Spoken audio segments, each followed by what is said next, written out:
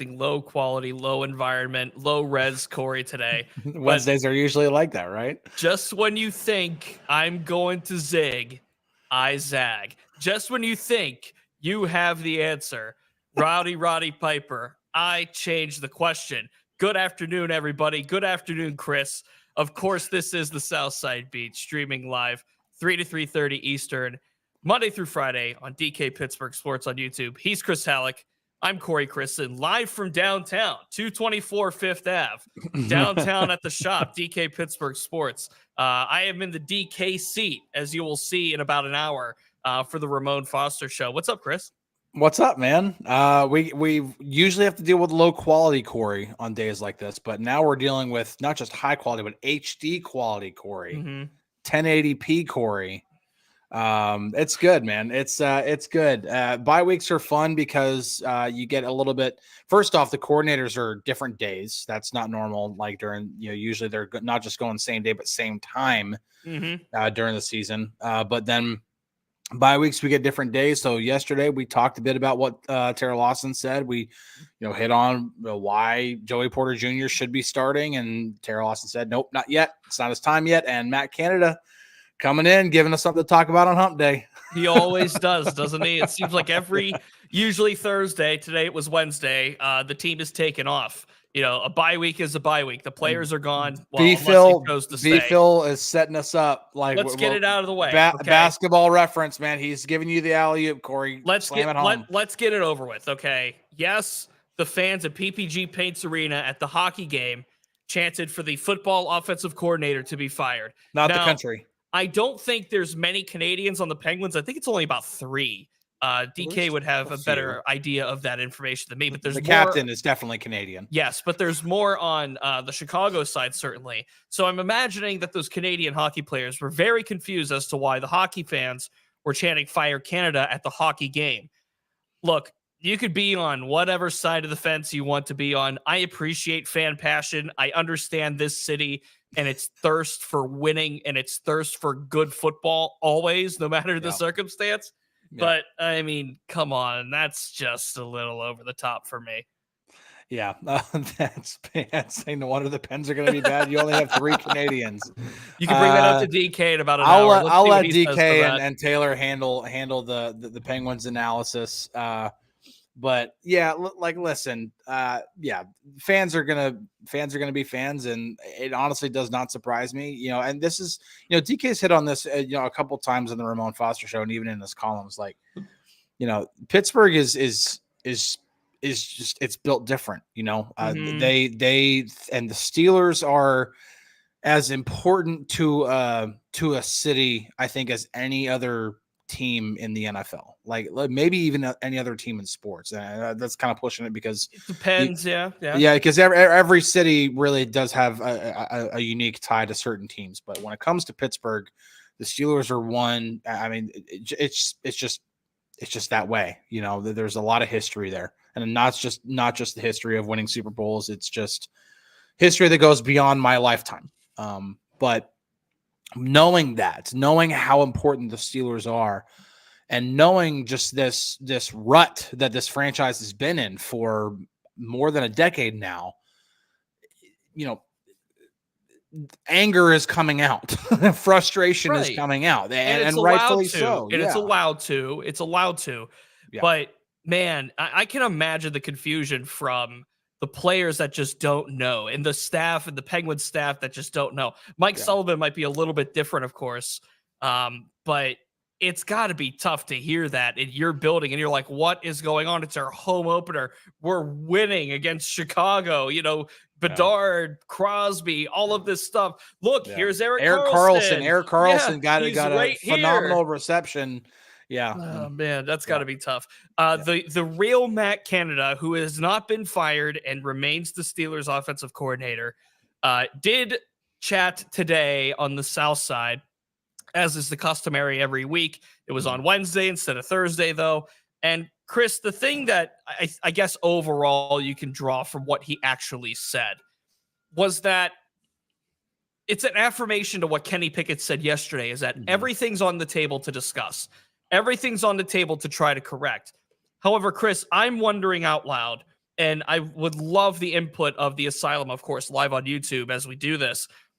Could there be anything that changes personnel-wise for the Steelers offense? Like, we talk so much about defensive personnel, right? Like Keanu Benton, Joey Porter, who's wearing the green dotted inside linebacker, how's Minka used, all that other kind of stuff on the defense. Yep. But when it comes to the offense, we really don't talk about personnel. Like, is there a change other than Deontay Johnson and Pat Freiermuth coming back from an injury that could result to more success for Matt Canada and the Steelers offense that is aside from Canada drawing up and calling better plays? Yeah, no, there's definitely things that you can do. I will say, though, to play devil's advocate, or not even to play devil's advocate, but to really kind of defend what the Steelers have had to deal with for the first 5 weeks, is their personnel choices are like they've had to be limited a bit because of those injuries. You can't run the same offense that you want to run when Deontay Johnson is out. You especially can't run the same offense that you want to run when Pat Freiermuth is out. Pat Freiermuth is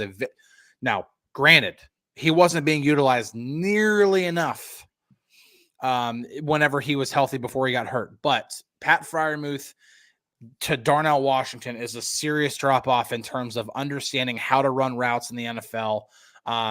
Blocking-wise, Darnell Washington's already better. That's not a debate. But in terms of the passing game and trying to get things moving through the air, Pat Freiermuth is light years ahead of Darnell Washington in that regard. And so that does limit, especially in the passing game, what you can do with your personnel. Obviously, you can do different things out of different sets, different formations to become less predictable. Run more out of the shotgun, throw more from under center. Do different things. I'm not saying run exclusively out of the shotgun. I'm not saying pass exclusively from under center, but do different things to mix it up, to not be as predictable. Like I said, a really good example of it was actually a play that didn't work was, I think it was like 2nd and 4, something like that. They bring motion over. It's Calvin Austin coming over. They fake the jet sweep. They hand it off to Najee up the middle. It's out of the gun.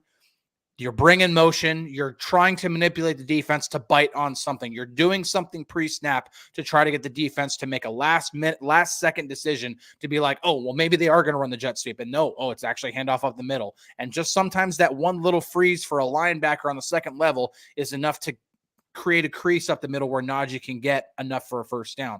It's plays like that need to come more often. So it's not necessarily just about personnel. It's also how you utilize that personnel to become less predictable in calling your plays.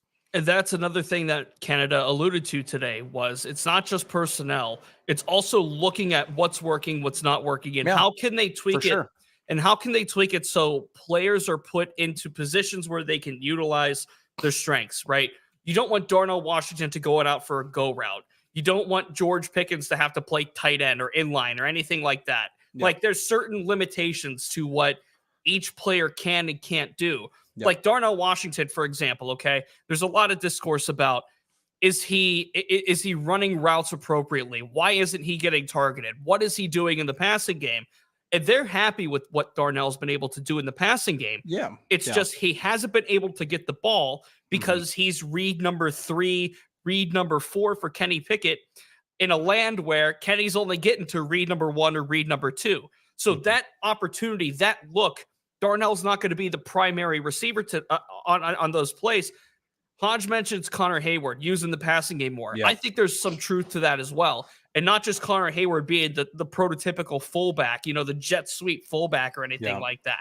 Using Connor Hayward and mixing him up more. There needs to be more mixing up and less of, draw up more and draw up these different concepts because quite frankly, every NFL offensive coordinator has a deep playbook. It's just a matter of situations that they're called in and what personnel are being used in those situations. Yeah, the full playbook is not there week 1. It's just not. You obviously have a wide set of plays that you go into the season with, but the offense evolves as the season progresses. That's just the way it works.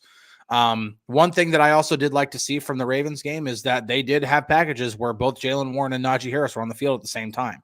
Now, they never actually ran. I don't think they ever ran like a jet sweep. No, they might have once with Jaylen. I can't remember specifically if anyway, one of those was a jet sweep. But even then, like I remember went for a loss of 2. Yeah. No, but I'm just saying, like you have that out there, and with Jaylen Warren continuing to assert himself with the way that he runs and the style in which he runs, that really is giving defenses like, okay, if they hand it off to either one, it's two completely different running styles. Well, not completely, but two different running styles between Najee and between Jaylen, where you're making the defense have to think about multiple things before the snap. Again, it's doing different things like that to try to manipulate the defense. And sometimes, even if it's just a decoy or whatever it is, it's little things like that I want to see more of. And I liked more of what we saw in the Ravens game, even though a lot of it didn't actually work. It looked like the commitment to doing more and different things was there. It just needed to be executed way earlier in the game than it was. And, a little bit more consistently as well.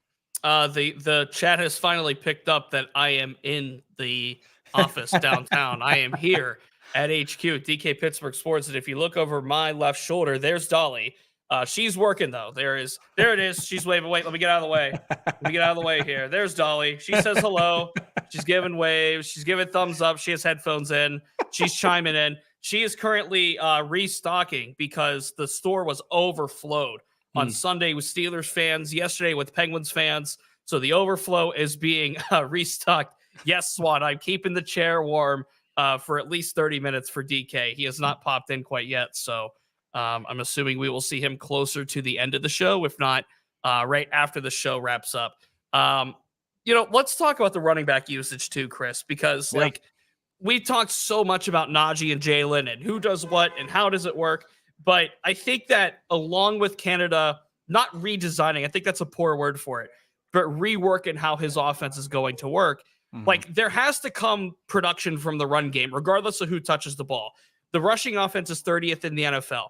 The offense has scored 5 touchdowns in 5 games. I'll repeat, the offense has scored 5 touchdowns in 5 games. It's not enough. That's no good nowhere. However, 0 of those are from the ground game. And this is supposedly a team that is run identity, that is, pound you into the dirt, that is just going to give the ball to the running backs and let them literally, pun intended, carry the load.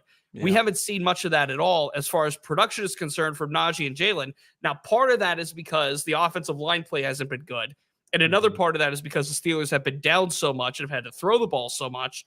But how does the run game get going, like in a scheme sense? Do they continue to go to what they're doing right now, or do they try to change it up from the zone or from whatever it needs to be kind of scheme? Well, I don't think you necessarily need to completely alter. Again, it's that whole flapping in the wind thing. The Steelers just don't do it. And I think they do it for a good reason because like last year, they didn't reinvent the wheel when it came to how they ran the football between the first half of the season and the second half of the season. They just spent a lot of extra time on what plays do you guys block best on, and what plays do you run best on Naj, and what plays do you run best on Jaylen. Like it was figuring out a way to sequence those plays, the right downs to call them, depending on who you're playing and what kind of a defense they run out of. Are they better against zone? Are they better against gap? Whatever it is. The bye week gave them an opportunity to really, really go back and reflect and then apply those changes that needed to be made. And it worked because they were way better in the second half of the season on the ground. Now, I'm not saying the same thing is going to happen this time around, but there needs to be drastic improvement. And I don't think they need to reinvent the wheel, but they do need to get a little bit better in terms of just pure execution. But then also at the same time, again, it comes down to being less predictable.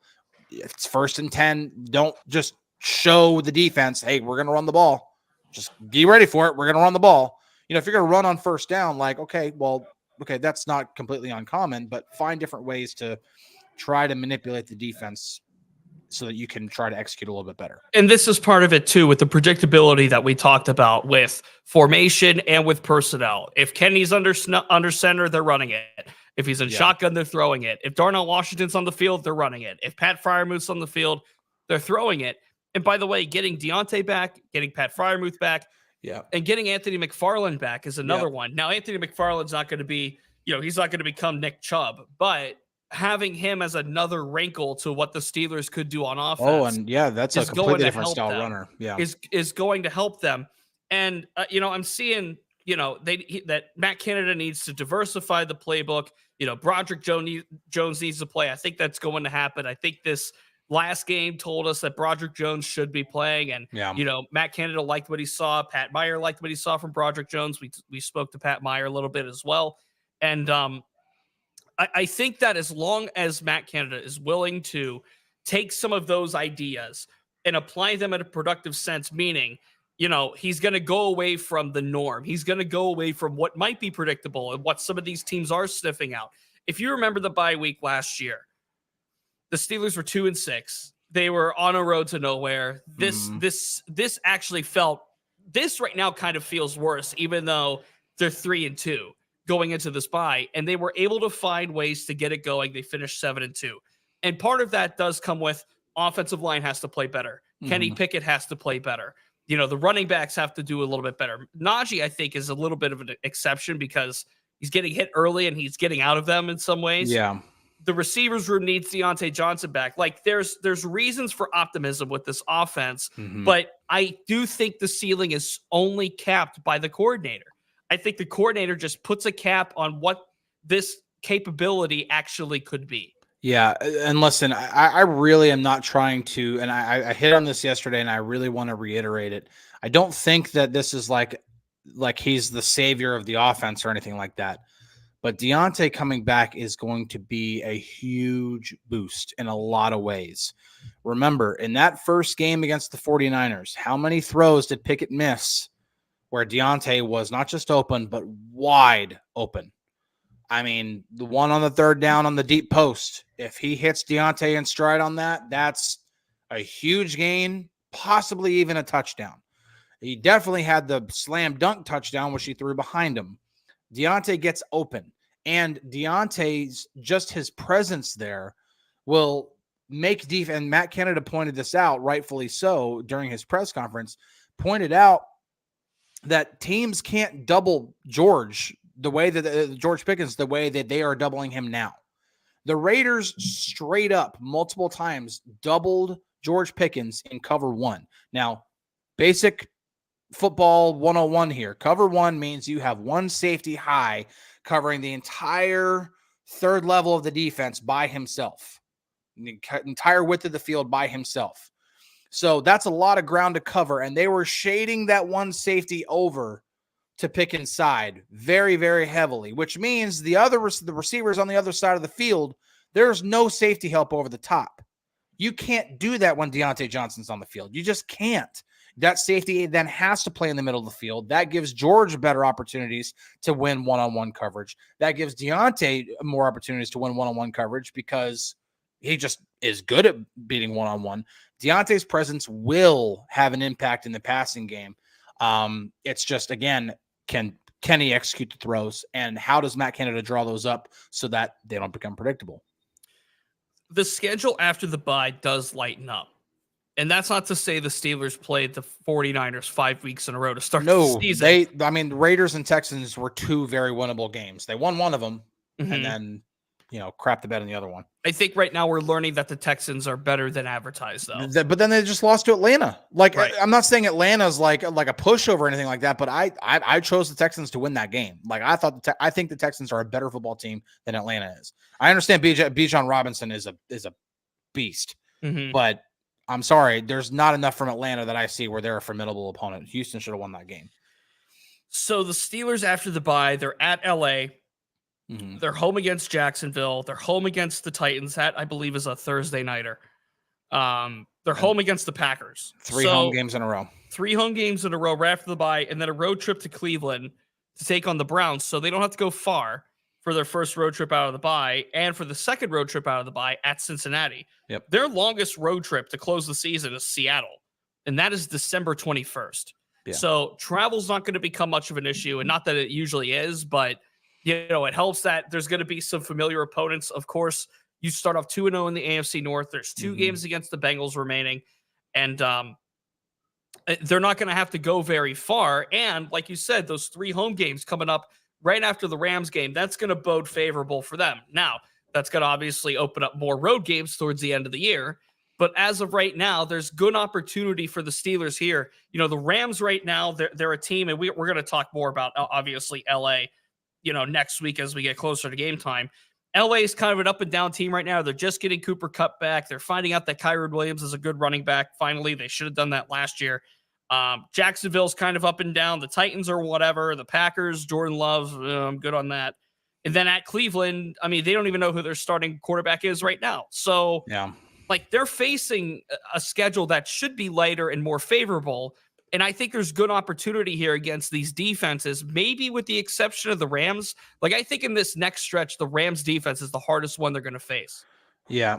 Mike B21 says, I just want Kenny to alert routes more in the future so I can see Matt Canada's mind explode again. Now, remember, and we'll continue to clarify this, that alert route was a built-in check to the play. The haters don't want to hear it. They don't want to hear it, but I'm gonna keep saying it. Like, I am far from a Matt Canada apologist. Far from it. I've been very critical of the man during the lifetime of this show, but that was a built-in check to the play. Kenny said it. Matt Canada said it. I mean, it was a built-in check to the play. Said they worked on it during the week in practice. That is something that's built in when they saw a zero blitz or they saw cover zero to check the protection and alert the route. It's there. It's just it's part of it. It's over and done with. Randy says he's just checking in, trying to catch up on the show. Well, Randy, here's the thing about that. I'll do it every time that this happens. Not only can you rewind the show at any given time, and you can watch the show on playback on youtube.com/DK Pittsburgh Sports Steelers at any time, but you can also find the show on playback later where podcasts are found in audio only. And it's available on the website, dkpittsburghsports.com. So if you show up late to the live stream, you know, we're 22 minutes in. If you show up late to the live stream, we're there on demand at any time. That's the beautiful thing about this. And Evan says he did not hear the fire chants during the hockey game. When did that happen? They're there. All you have to do is go on social media somewhere, and I think you're pretty much going to find it, including on our very own DK Pittsburgh Sports Steelers feed. I think DK definitely had that. Yeah, it was in the Steelers feed for sure. DK put it in there last night because he was there covering the game. So yeah, it's interesting, but yeah, like in terms of what, like the again, to go back to the actual changes that can be made, them getting healthy and really, like, when you hear all the players and even Mike Tomlin kind of say that this bye week is a great opportunity for them to get healthy, that really is a huge thing, regardless of any schematic changes or concept changes or play sequences or whatever else needs to change. Getting healthy and getting the guys that you need on the field is going to help. To think about it, not that I think that, you know, looking back in hindsight here, that the Steelers were going to beat the 49ers. I went in, you know, with a lot of optimism, was quickly shot down. But, you know, if Kenny executes some throws in that game, that's a much closer game than 30-7. It just is. I mean, I like the Deontay drop, or not drop, but the throw behind Deontay. That ended up being a touchdown anyway. That was the 2-minute drill where, you know, Kenny ended up hitting Pat. But, you know, I bring up the deep post that was missed. Like, does that turn into even a field goal? There were other throws that would have extended drives, and God knows what happens in terms of momentum and different things like that, in terms of offensive rhythm and everything that goes along with that stuff. Just one play can alter the course of a game. And so if Kenny executes those throws, because that's the one time we've actually seen Deontay on the field, like, who knows what the offense looks like at that point? Do they score 17 points against the 49ers defense that looks like completely unstoppable right now, by the way? I think 17 points against that defense is actually a pretty good thing. Well, here's a comment from Mike, who's right. If the Ravens catch, it's very true. Not even all 7. Let's say 3 of the 7. This is not a 3-2 football team. They're 3 they're not. Very fortunate to be 3-2. This team is not good enough to be 3-2. They're not minus 31 in a point differential. Like, they're not good enough to be 3-2. Jerry asked, anyone think Matt Canada needs a vacation? Jerry, everybody needs one. At air of defending Matt Canada, everybody needs a vacation, always at any given time. Chris needs it. I need it. You need it. Dolly needs it. DK needs it. We all need it. Everybody that is watching and listening right now, to my words, needs a vacation, no matter what. Final few moments of the show here, Chris. Do you want to jump into final thoughts? Yeah. Listen, I just want to continue to really, really harp there on getting healthy should help this team like quite a bit. Now they have a long way to go. They're not anywhere near where like good enough to be like right now. They're the 3 seed in the AFC, and that's just mind blowing because when you watch this team, it's not good enough. It's just not. Now I think the defense. I think for the most part, that was obviously a stinker in Houston. But And against the 49ers. Well, yes, but I almost want to write off that 49ers game because the 49ers are playing in their own league right now. I think you can. I think you're right. I mean, the 49ers are just they're if I could go back and change my Super Bowl pick, I have the 49ers going to the Super Bowl like on my preseason pick, and then I have the Chiefs beating them. I would be picking the 49ers right now. The 49ers look unstoppable. I actually don't remember who I put on my Super Bowl pick. But outside of that, though, the defense, it was a stinker in Houston, but they were great against the Browns. Yes, Nick Chubb was running all over the place, and yes, his injury did alter the course of that game. Still took the ball away, still scored 2 touchdowns. The defense was great. They were good against the Raiders. They absolutely clamped down on the Ravens in the fourth quarter when it mattered, when they needed it. That's huge. And when this defense starts getting into that mode where fourth quarter time and they're making plays, that's when you know this defense is starting to hit a different stride. And TJ Watt is on pace for 27 sacks. Whew. They can still figure their way out and become a better football team over the course of a season. I'm really curious to see how they come out of this bye. Like that's something that I'm really, really curious of, something I'm really going to be paying attention to. What changes are actually made? Is it just better execution? Like is that what it boils down to? They just magically start executing better. Like, and at least into our eyes, start magically executing better. So that's the hope, isn't it? Yeah. That's the hope. That's how far you can only take it. And yes, I think we can kind of write off the 49ers game by this point. Like that team is just unbelievable. They're in their own league right now. It's the 49ers and everybody else. Like, it really is. They spanked the Cowboys. And the Cowboys aren't a bad football team. Yep. But they just slaughtered them. Yep. Randy, we appreciate you. He says, Southside Beat absolutely rules with the intel. We're so glad that the show is part of DK Pittsburgh Sports. If we'd be competitors, we'd be dangerous. We appreciate the compliment there. Jerry asks, is DK home? If you mean in the literal sense, I believe he is.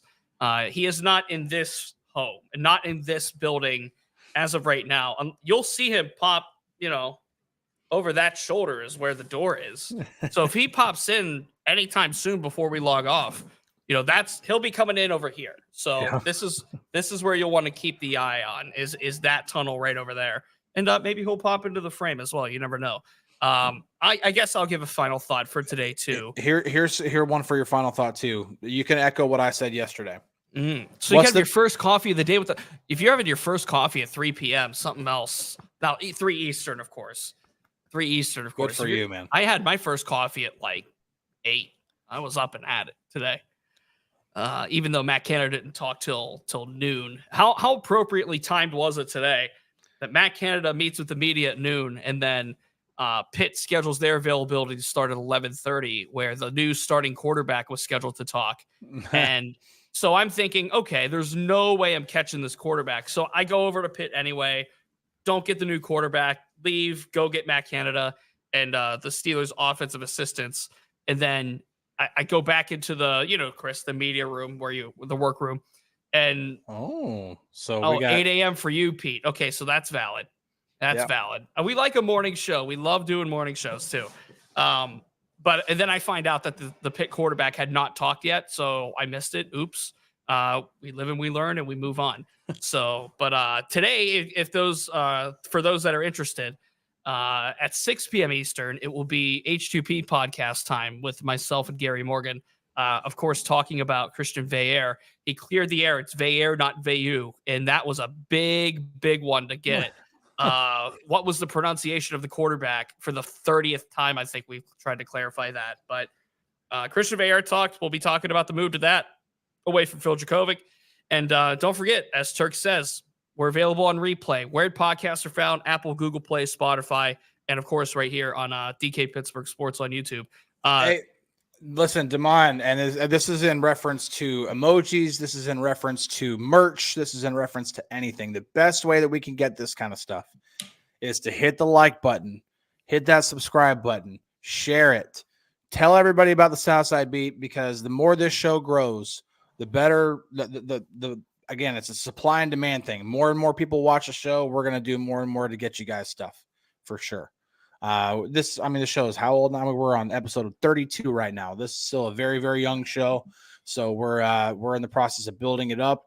And the best way to get us some stuff, get you guys some merch. Best way to do that is just keep liking, keep subscribing, keep watching, keep listening. Everybody who listens, watches, we love every single one of you. We Absolutely. really appreciate it. So no happenings on the South Side tomorrow or Friday. So we will be very much flying from the seat of our pants for these two shows. True vacation. Which means this makes it more of your show if you would like to chime in. Heck yeah. That's the plan for right now is we're still doing shows Wednesday or Thursday and Friday rather. If anything changes, we'll get the word out. Again, please like this, please share it, please subscribe. It goes a very long way, as Chris mentioned. And DK and Ramon will be coming up in about 30 minutes or so. But for now, he's Chris. I'm Corey. This has, of course, been the Southside Beat. Cheers, everybody. We'll talk soon.